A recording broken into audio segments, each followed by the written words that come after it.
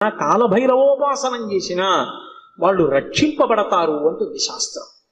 అంత అద్భుతమైనటువంటి మూర్తి ఆ కాలభైరవుడు. సాక్షాత్ పరమేశ్వరుడే కాలభైరవుడిగా ఆవిర్భవించాడు ఒకానొకప్పుడు. కాలభైరవావతారంలో ఆయన లోకానికి కొన్ని మర్యాదలు నేర్పాడు. అందుకే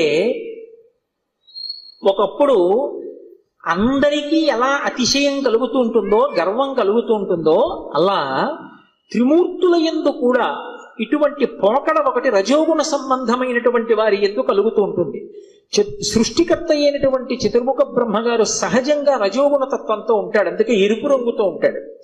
ఆయనకి ఒకప్పుడు ఎందుకో ఒక భావన కలిగింది, ఆయనకి 5 తలలు ఉండేవి. నాకు 5 తలలు, పరమశివుడికి 5 తలలు, సద్యోజాత అఘోర తత్పురుష వామదేవ ఈశానములని 5 తలలైనవి. నాకు 5 తలలు, నాకంటే బ్రహ్మగారికి 5 తలలు, నాకు శంకరుడికి